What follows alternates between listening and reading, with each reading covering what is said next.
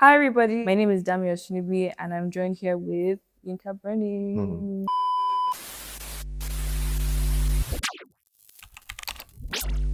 So Yinka, tell us a bit about yourself. I'm Yinka Bernie, based in Lagos, Nigeria. I'm a producer, artist, sound designer.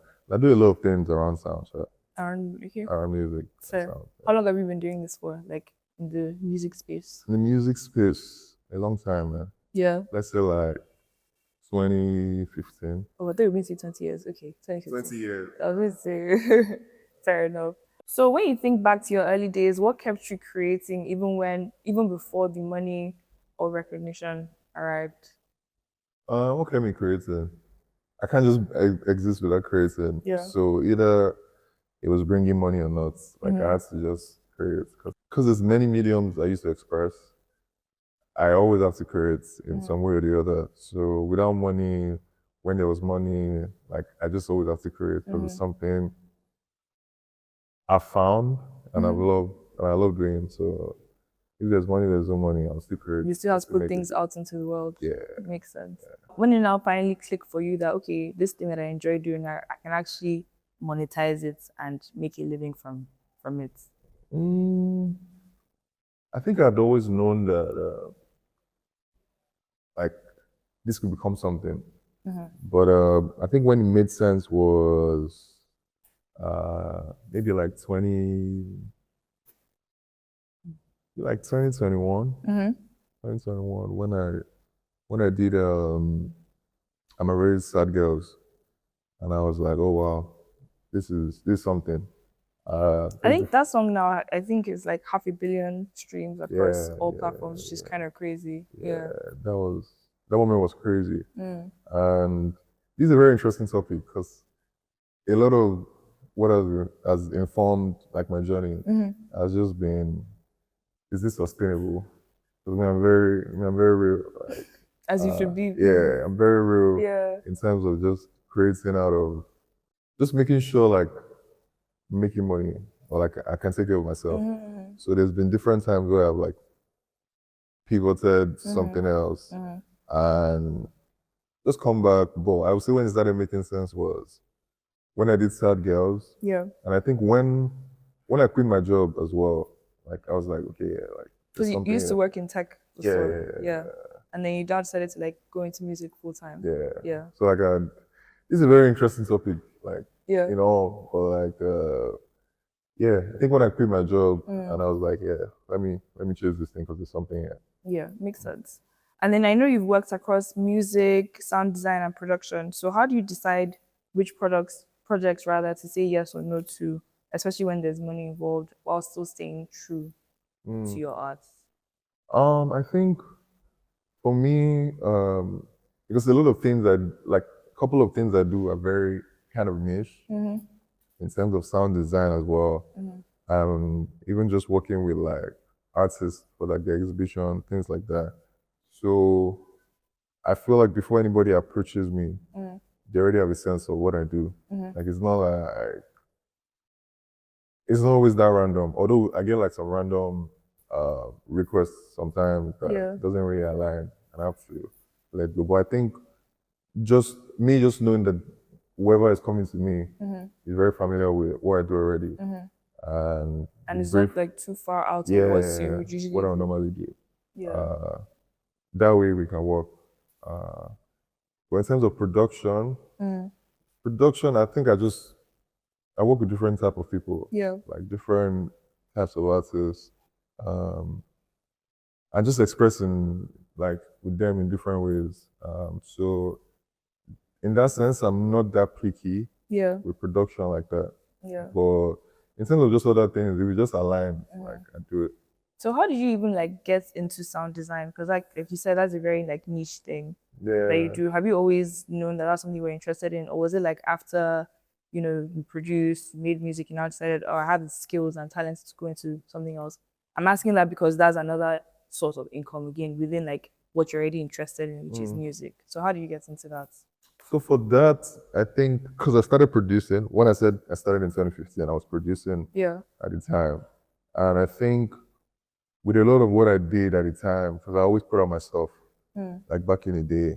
I was producing for some people, but I mostly was putting on my stuff. Yeah. And what I did then, I think it was very experimental. Because my first project then was this fella obsession. I called it fella obsession. So what I did then was I took a lot of fellas interviews and like made sounds around these interviews. Is this out? Yeah, On YouTube? 20. It's on SoundCloud. Oh, nice. Okay, I'll check it out. So back then I did it that way, and I feel like always in my production, I think there's something a bit cinematic about it.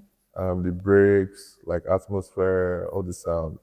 So it's always kind of been there in the way like I produce my style of production. So I think what sparked it up was in 2020. I think 2020. Me Okero, I was working on a project at the time, which was called Euphoria.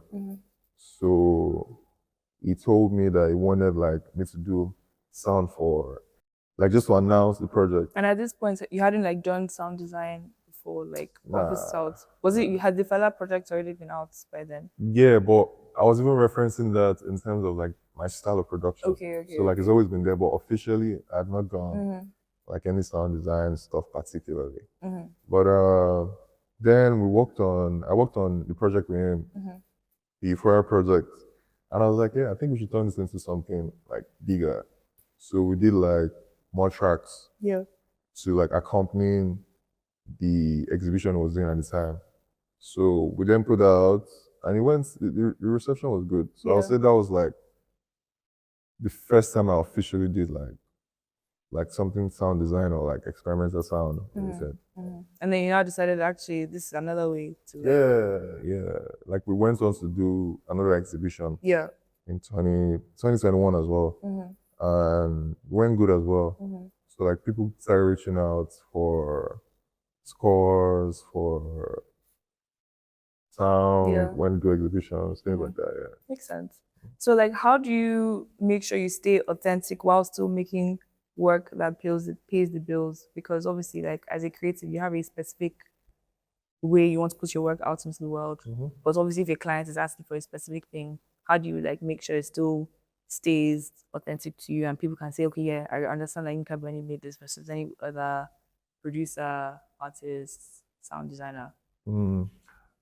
It differs because what I do with sound design, like I don't have a lot of control over what the clients want. So whatever they want, I interpret for them because it's very specific for sound design. Like a client comes, they want whatever they've shot to feel a particular type of way.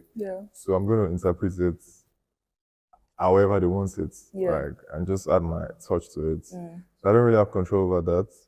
And already, if I'm going to do a project, it has to just align. So I won't take a gig that I feel like, oh, this client might stress me. Makes sense. So I guess like sound design, like that one is less personal to you. So like going back now to your own art, like your own music that you make, have you ever felt pressure to make more commercial sounding music? I guess maybe to fit in with like the trends or like break into like specific types of charts, and have you like dealt with that pressure, or is it just something that doesn't really bother you? I guess this is not with your own art. Nah, like with my own music, nah, I don't think it's ever been a thing because I feel for my own music is very introspective. Like I'm talking about a lot of things that I'm going through or experiences that I have. So I only make it because I think that's the only way like I'm able to like speak about some certain things. So pressure to make commercial stuff, nah, it's not. I don't feel it. Also because I feel like with commercial stuff, when I produce for people, I can also like explore that. Like I can also do like upbeat stuff, whatever they want. So I keep that one very personal. Then with like the other art forms. Do you think that like if let's say you weren't a producer and you weren't a sound designer, you didn't have all these other things going for you, and you're primarily an artist, right? Because I feel like you're very in your own lane. Do you think you'd have felt that pressure a bit more to like I guess, to do more commercial stuff. commercial music. Yeah. I don't think I have the. You don't have to. I don't know. Like to do commercial stuff. Yeah. Nah. Well, when you say commercial stuff, what do you mean? I mean, like mainstream, like proper... mainstream Afrobeat. Like, cause to me, like I would say, like music is obviously very alter, and it's a specific group of people or that would enjoy it. It wouldn't. I wouldn't say that it's mainstream Afrobeats at all. And whilst I think that within that space, obviously, like there's different measures of how people define success. To some people, success to them is making sure they're in the top 10 charts in Afrobeats every week. I don't think that's the only measure of success, but maybe to someone else that could be. And if you notice, songs that are in that top 10 charts like is mostly generic type of Afrobeat. So that's why I'm asking if you ever felt that pressure to die. Fair enough. Yeah, makes sense. So, but how does like your mindset shift when you're working on something personal like your own project versus the client's projects? Like, what's the difference in your mindset? I think personal stuff, more autonomy, like more freedom to do what I want. Take it however I want to take it. Like have like a theme, do whatever I want. But with clients, just you have to please the clients. Yeah. Essentially. Yeah. Sure. So now going back to like monetization, right? Many creatives struggle with pricing their work. So how did you learn to value your craft financially? So like making sure, like you said, you're a very practical person, making sure that what you like is also sustainable for you. And yeah, how do you learn how to like, I guess, charge properly for what you do? So with pricing, because I have a team, they just handle that. Like I don't really like have a say like that because also these people, they need to get paid. So I don't really. I just know that these are a fee for this jigger, and we can't go lower than a particular fee or something. But with pricing is just the same. Yeah. And there's a portfolio, there's everything. Like to see what I've done in the past, to know like this is what we're charging, what we're charging. How are you able to like build that structure? Because I'm sure you didn't start off with a team. Yeah. So like how do you have the mindset to like intentionally say, okay, this is what I need to do to scale to the next level? Because some people are just more so like, okay, this is just what I create, and they treat themselves as creatives, not just, they're not into like the business of creativity. So like how do you scale up to where you are now? It gets to a point where like you can't just do it. Like there's some conversations you can have Be by yourself. and just professionally it doesn't just make sense. Like appearing in some meetings by yourself, or people just knowing that we're in direct contracts with the creative, they tend to even price you less, not take you seriously. So there's just a point, okay, like we need lawyers, we need like people on the team, we need like a manager, we need different things. So I think it just makes sense at some point. Yeah, even when you're messaging clients, for anyone like that doesn't have a team, just create an email, start using we think this, or or speak about yourself in third person. I think it's very important. Do you believe that every passion needs to be monetized? Not really. Yeah. I don't think so. I think it depends on the source, like who's coming from. But I don't think every passion needs to be monetized. Yeah. I think there's some things, because one thing with monetization as well, with passion, is it brings a different kind of pressure that, like, why did I get into this? So I think it's always good to like keep some things for yourself. But as I'm saying, it depends on who's coming from. Makes sense. Yeah. So let's talk a bit about Ego Records now. So tell us a bit about Ego Records and what exactly it is for anyone who hasn't heard of it. Yeah, so Ego Records is like a vinyl collective and like a record shop. Yeah. And what we do is we sell records. We're trying to bring vinyls back, promoting like collecting in the new generation again. And we do a lot of parties where we play vinyls and play like African music.